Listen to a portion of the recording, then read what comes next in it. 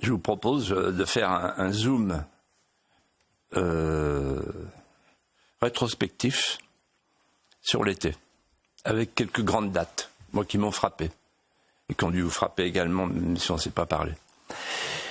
Première date, 31 mai, deuxième date, 21 juin. J'accorde les deux dates, la finale de la Ligue des Champions, la fête de la musique.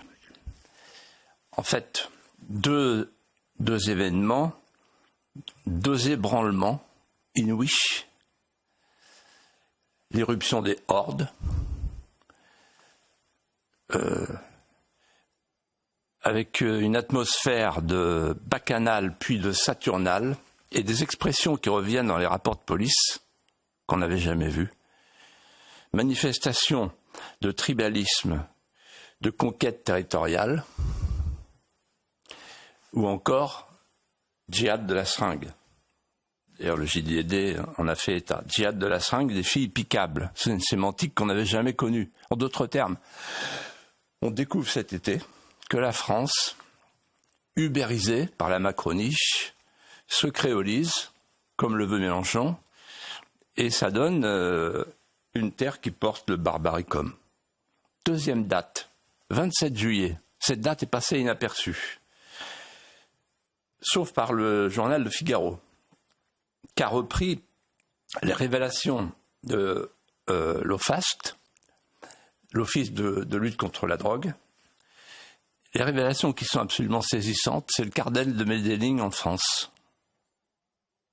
C'est-à-dire que on apprend dans ce rapport, le rapport annuel de l'OFAST, que des Français, dans des quartiers, reçoivent des lettres de plus en plus nombreuses, très bien écrites, qui leur proposent des services auxquels ils n'ont pas accès, des services sociaux, c'est-à-dire des aides financières, des fournitures scolaires, des aides pour faire les emplettes des anciens, etc., etc. C'est-à-dire qu'en fait, petit à petit, se met en place dans les quartiers souverains,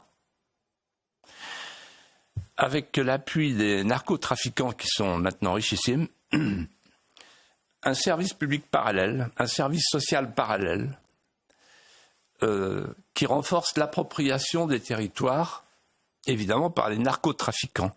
Je vous rappelle qu'à Medellín, Pablo Escobar était très populaire, parce qu'il créait même des hôpitaux, des écoles et même des églises. Et donc on est sur cette voie-là, c'est-à-dire la voie de la mexicanisation, et j'ajouterais même de la tropicalisation, puisqu'on voit maintenant qu'il y a des couteaux et des machettes.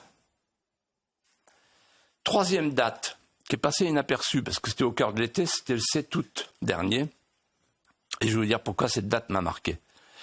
Le 7 août dernier, le Conseil constitutionnel censure la loi sur l'allongement du temps de rétention des individus étrangers dangereux.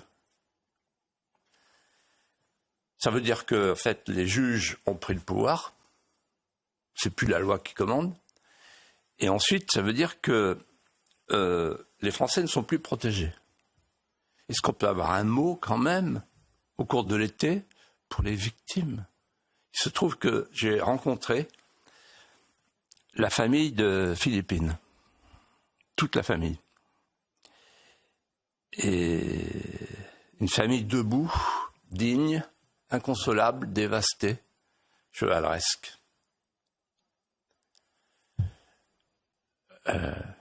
Simplement, la maman s'est penchée vers moi à un moment donné, elle m'a dit, vous vous rendez compte, les juges, ils ont pulvérisé la loi. Si le délai avait été légal, le délai supplémentaire prévu par la loi, et si le Conseil constitutionnel n'était pas passé par là, Philippine serait encore en vie. Quand vous pensez qu'il y a 130 000 OQTF prononcés en France, obligation de quitter le territoire, c'est simple à comprendre. Et il y en a moins de 10% qui sont appliqués, depuis 1 an.